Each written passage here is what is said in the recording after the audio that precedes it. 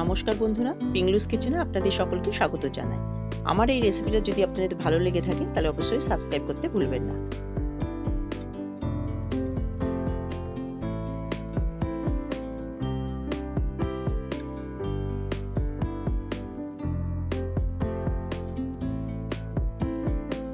ধনে জিরের গুঁড়ো, গরম মশলার গুঁড়ো, এখানে নিয়েছি বিরিয়ানির গুঁড়ো, বিরিয়ানি পাউডার, লঙ্কার গুঁড়ো, লবণ, হলুদ দিয়ে ভালোভাবে এখানে মিশিয়ে নিচ্ছি। মেশানোর পর এখানে আমি এবার চিকেনের পিসগুলো দিয়ে দিচ্ছি, যেগুলো ধুয়ে রেখেছিলাম। দুটো লঙ্কা হাফ হাফ করে এর মধ্যে দিয়ে দিলাম, দিয়ে আবারও মিশিয়ে রাখছি। এইভাবে ভালোভাবে মিশিয়ে রাখতে হবে। আর এখানে আমি আলু আর ডিমটা বয়েল করে সরিয়ে রাখছি।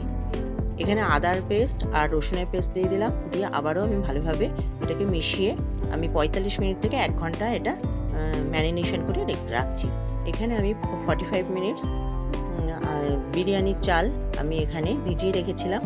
আর একটা পাত্রে জল গরম করে সেখানে আমি দিচ্ছি গরম মশলা, তেজপাতা আর লবণ পরিমাণ মতো। তারপরে যেই জলটা ফুটেছে সঙ্গে সঙ্গে আমি চাল দিয়ে দিচ্ছি। চাল দিয়ে একবার নাড়িয়ে আমি ফুটতে দিচ্ছি।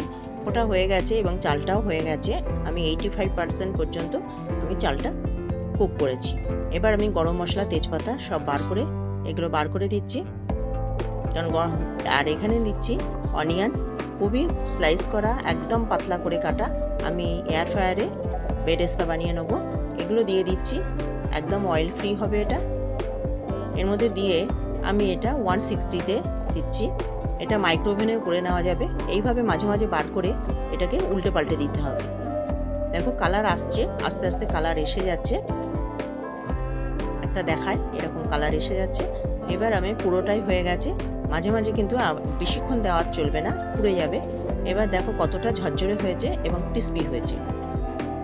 আমাদের বেরেস্তা রেডি হয়ে গেছে। এবার দেখো একটা বক্স দেখাচ্ছি, কেশরের বক্স, এটা দুবাই থেকে আনা। আমি এখানে দুধ গরম করে নিয়েছি, নিয়ে সামান্য দুধের মধ্যে আমি কেশর দিয়ে দিচ্ছি। খুব সুন্দর গন্ধ কেশরের, আর কেশরের কালারও খুব সুন্দর আসবে। এটা আমি সরিয়ে রাখছি, কালার আসার জন্য আমি এটা সরিয়ে রাখছি। এখানে আমি একটা কড়াইয়ের মধ্যে চিকেন যে ম্যারিনেশন করা ছিল সেটা দিয়ে দিচ্ছি, দিয়ে ভালোভাবে কষাবো। এই দইয়ের থেকে ভালো জল বেরোবে এবং জলে কিন্তু চিকেনটা একটু বয়েল হয়ে যাবে। দেখো জলও বেরিয়ে গেছে খুব সুন্দর হবে। আর এখানে আমি ডিম আর আলুগুলো দিয়ে আরও 2 মিনিট আমি কষিয়ে নেব। আরও 2 মিনিট কষিয়ে নিচ্ছি। আমি এখানে এই অবস্থায় আমি সরিয়ে রাখবো। একটু নরম পাতলা থাকবে, তার মধ্যে ঝোলঝোল থাকবে, এটা আমি সরিয়ে নিচ্ছি।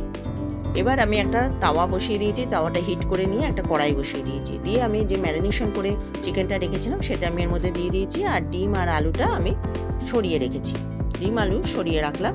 এখানে আমি চিকেনটা দেওয়ার পর এখানে যে রাইসটা আমি তৈরি করে রেখেছিলাম সেই রাইসটা আমি দিয়ে দিচ্ছি। রাইসটা দেওয়ার পর এখানে কিন্তু কোনো ঘি, তেল, বাটার কিছু পড়বে না। আর ডিম আর আলুগুলো ওপরে দিয়ে দিচ্ছি। এইভাবে দেওয়ার পর আমি এখানে দেখো একটু মশলা ছিল কড়াই, সেটা দিয়ে দিলাম। দেওয়ার পর আমি এখানে যে বেরেস্তা তৈরি করেছিলাম সেটা দিয়ে দিচ্ছি। আর দিচ্ছি আমি এখানে রোজ ওয়াটার আর কেওড়া ওয়াটার, সামান্য রোজ ওয়াটার, কেওড়া ওয়াটার দিয়ে দিলাম। আবারও যেটুকুনি রাইস আছে সেইটুকুনি রাইস আমি এর উপরে দিয়ে দেবো, ছড়িয়ে দেবো। এর উপরে ছড়িয়ে দেওয়ার পর আমি সমান করে দেবো। পুরো রাইসটাই দিয়ে দিলাম। পুরো রাইসটা দেওয়ার পর এখানে আমি একটা স্পুন দিয়ে আমি এটা সমান করে দিচ্ছি। তারপরে কাঁচা লঙ্কা, এর মধ্যে একটুখানি ধনেপাতা দিলাম, আর কাঁচা লঙ্কা, 3টে কাঁচা লঙ্কা এরকম হাফ হাফ করে আমি এর মধ্যে গিতে দিয়ে দিলাম। এবার বেরেস্তা দিয়ে দিচ্ছি। বেরেস্তা দেওয়ার পর আমি যে কেশর ভিজিয়ে রেখেছিলাম সেই দুধটা দিয়ে দিচ্ছি। দুধটা দেওয়ার পর এর মধ্যে একটু আমি রাইসের যে জলটা ছিল সেটা দিয়ে দিচ্ছি, কারণ রাইসের জলে ভালো ফ্লেভার থাকে। আমি ঢাকা দিয়ে দিলাম। ঢাকা দিয়ে 20 মিনিট হতে দিয়েছি। দেখো হয়ে গেছে। আর আমি তাওয়ার উপরে বসিয়ে রেখেছি, কিন্তু ফ্লেম অফ করাই আছে। কতটা ঝরঝরে হয়েছে, আমি জল দিয়েছিলাম 1 কাপ, কিন্তু ঝরঝরে কতটা সুন্দর ঝরঝরে হয়েছে। আমার অয়েল ফ্রি, ঘি ফ্রি, বাটার ফ্রি আমার বিরিয়ানি হয়ে গেল। এই বিরিয়ানি রেসিপিটা তোমাদের যদি ভালো লেগে থাকে তাহলে অবশ্যই লাইক করো, শেয়ার করো, আর আমার চ্যানেলকে সাবস্ক্রাইব করতে একদমই ভুলো না। দেখো চিকেন কতটা সুন্দর বয়েল হয়ে গেছে। আজকে এই অবধি, অন্য কোনো রেসিপি নিয়ে অন্যদিন হাজির হয়ে যাব। ধন্যবাদ।